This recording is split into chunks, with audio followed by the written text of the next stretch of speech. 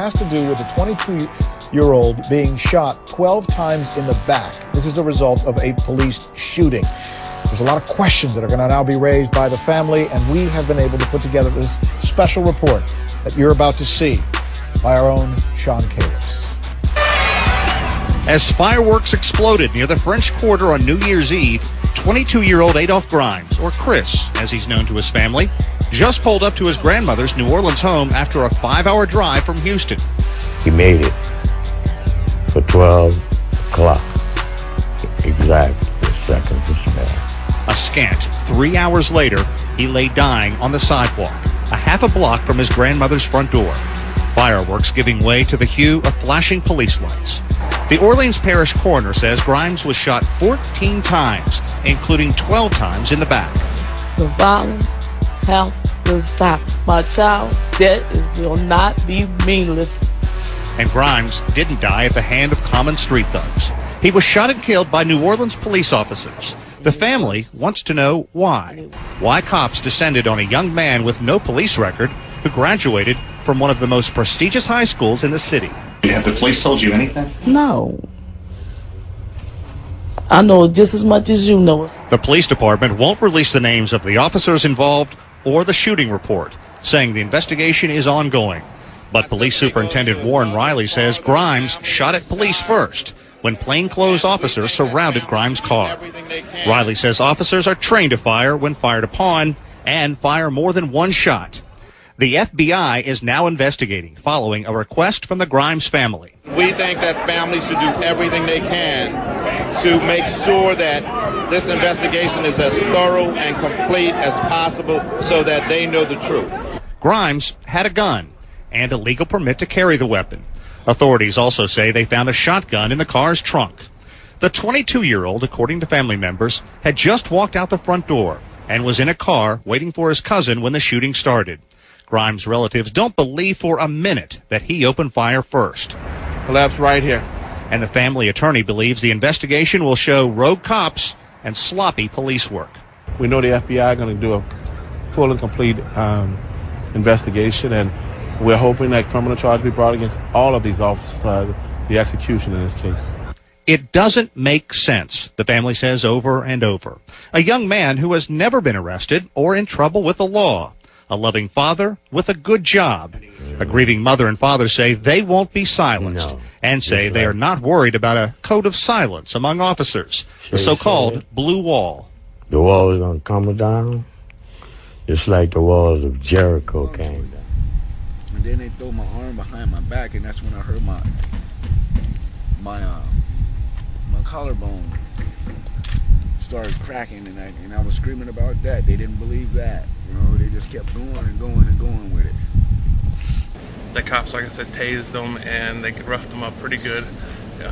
By the time they had him on the ground, there was 3 cops there handcuffing him, and he was spitting out blood, and his pants were down, his privates were showing, and pretty much made the whole apartment complex come to a roar because they were tasing a guy in a wheelchair, and it was for no reason. He came at me with his fist balled up, and that's when I went back in my chair, and that's when he trying to wrestle me out of my chair. I said, "Hey, what are you guys doing? What are you doing?" He's trying to throw me on the ground, you know, and I wasn't resisting. What I was trying to do, I was hanging on so I wouldn't fall out of my chair and bust my head open, because they wasn't caring what's going to happen to me when I hit that ground. And I knew it. Just the way they was treating me, I could tell there was nothing. They wasn't worried about me getting hurt, even in my condition. I mean, how much resisting I'm going to do with no legs, with no feet? How much resisting am I going to do? The hardest part is just watching it and just waiting for a badge number, you know, when the whole thing was done. I'm not a violent person.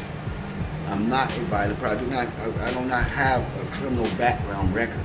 I mean, what they got me, what they charged me with, they even dropped those charges.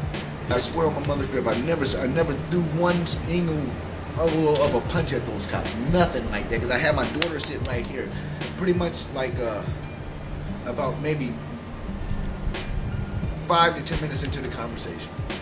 And that's when the other officer was, the tall one, the sergeant was in that, he was on this side in my ear. "Oh yeah, you got a big mouth." And then he goes, "Tasing?" He says, "Yeah, tasing." And that's when the shorter officer was right here, and that's when he tased you under your arm? No, up under my rib cage back here. Right. My pants fell down, and I was trying to pick myself up. And I grabbed my air conditioner. I remember that now. I'm sorry.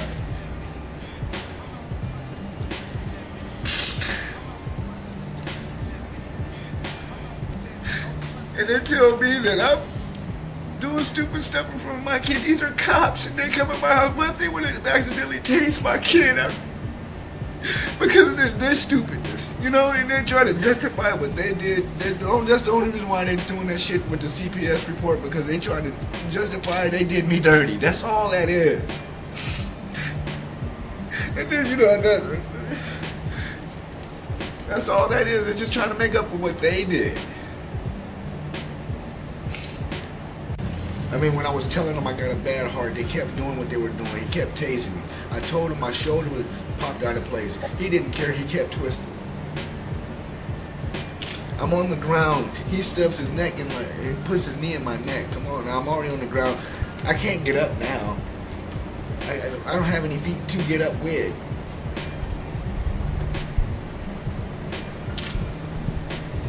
And you know, the reason I was hanging on to my chair is because when he was trying to push me over out of my chair, the first instinct I had was to save my face and just, I gotta hang on to something. I'm just not gonna let you push me out.